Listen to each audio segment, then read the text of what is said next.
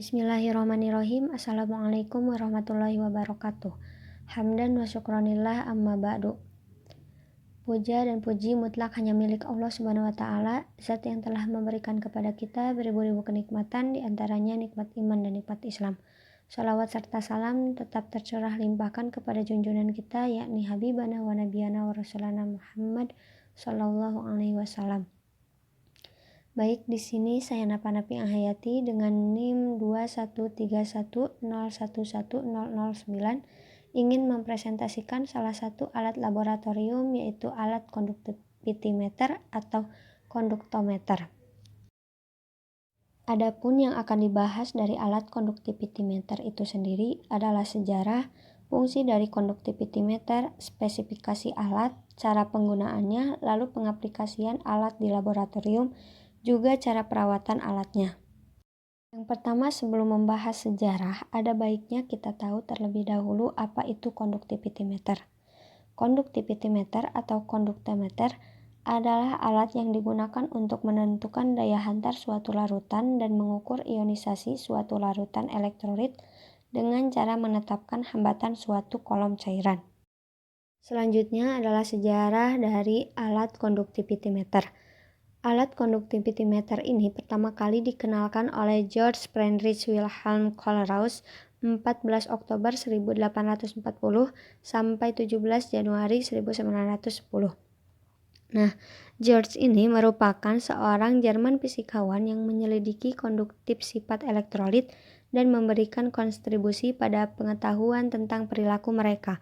Juga menyelidiki elastisitas, thermoelasticity, dan konduksi termal serta magnet pengukuran presiasi dan listrik. Pada 1874, ia menunjukkan bahwa elektrolit memiliki jumlah yang pasti dan konstan hambatan listrik.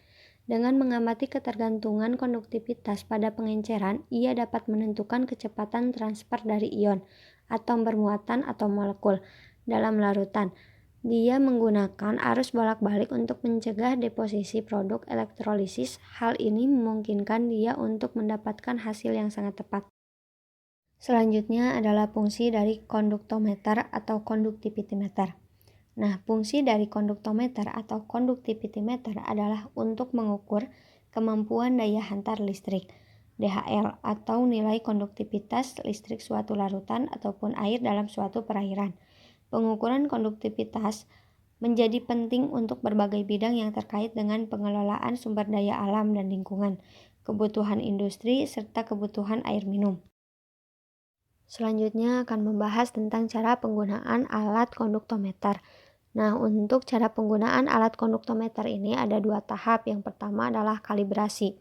Jadi sebelum kita menggunakan alat konduktometer ini, kita harus mengkalibrasi terlebih dahulu konduktometernya. Urutan kerja kalibrasi konduktometer adalah yang pertama, siapkan larutan elektrolit sesuai kebutuhan.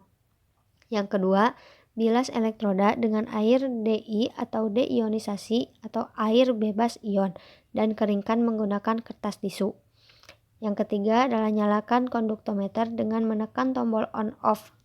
Lalu yang keempat adalah masukkan elektroda ke dalam larutan elektrolit. Setelah itu, yang kelima, tekan tombol CAL, lalu putar elektroda agar larutan elektrolitnya homogen. Selanjutnya yang keenam, biarkan beberapa saat sampai nilai yang tertera di layar tidak bertambah. Lalu yang ketujuh, angkat elektroda dari larutan elektrolit, kemudian bilas dengan air deionisasi beberapa kali dan keringkan dengan tisu. Nah, setelah itu konduktometer siap untuk digunakan. Setelah konduktometer dikalibrasi, maka konduktometer tersebut sudah siap digunakan. Biasanya kalibrasi disarankan dilakukan setiap 1 kali sehari sebelum digunakan. Nah, cara penggunaan alat konduktometer ini adalah sebagai berikut. Yang pertama, siapkan sampel larutan yang akan dicek konduktivitasnya. Yang kedua, jika larutan panas, biarkan larutan mendingin sampai dengan suhunya sama dengan suhu ketika kalibrasi.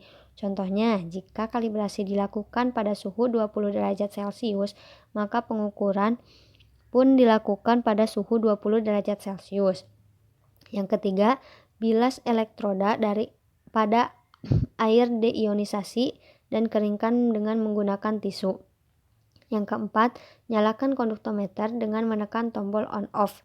Selanjutnya yang kelima yaitu masukkan elektroda ke dalam sampel larutan, kemudian putar agar larutan homogen.